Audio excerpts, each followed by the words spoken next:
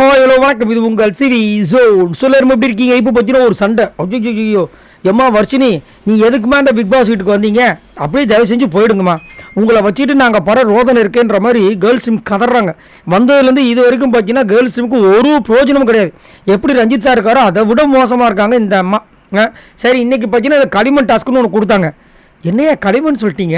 ஓ big pass, இவங்க மண்டையெல்லாம் இது மட்டும் தான் இருக்குன்னு சொல்லிட்டு அதை கொடுத்துருக்கீங்களா? அப்படி நம்ம நிறைய பேர் கருத்து தெரிவிக்கிறாங்க.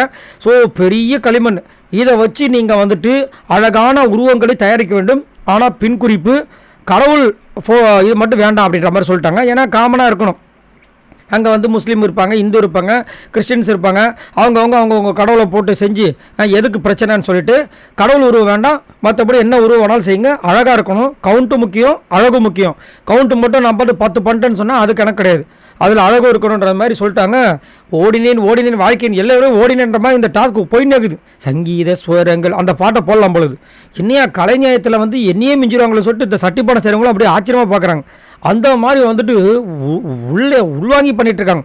ஒரு பக்கம் நம்ம முத்துக்குமரன், நம்ம அருண்குமார் கிண்டல் பண்ணிட்டு இருக்காரு. ஏன்னா ஒரு சிங்கம் ட்ரை பண்ணுறேன்னு சொல்லிட்டு சிங்கம் பொம்மைக்கு பதிலாக ஏலியன் பொம்மை பண்ணிட்டார் பொழுது நம்ம முத்துக்குமரன் கலாச்சிட்டு இருக்காரு. ஆனந்தி ஓரளவுக்கு இன்வால்மெண்ட்டாக நல்லா பண்ணிட்டு இருக்காங்க.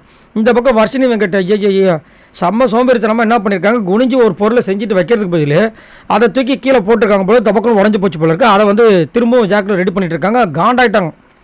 இவங்க காண்டானதை பார்த்துட்டு இந்த அன்ஷிதா செம்ம காண்டாயிட்டு என்ன நினச்சிட்டு இருக்க நீ? ஒரு இதுவுமே கிடையாது உனக்குலாம்.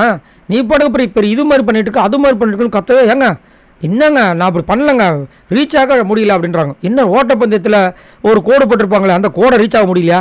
ஏமா பக்கத்தில் நமக்கு குனிஞ்சு வைக்கிறதுக்கு நம்ம ரீச் ஆக முடியலன்னு பெரிய வார்த்தைலாம் சொல்லிட்டு இருக்கீங்க. அப்போ நம்ம இருந்துச்சு.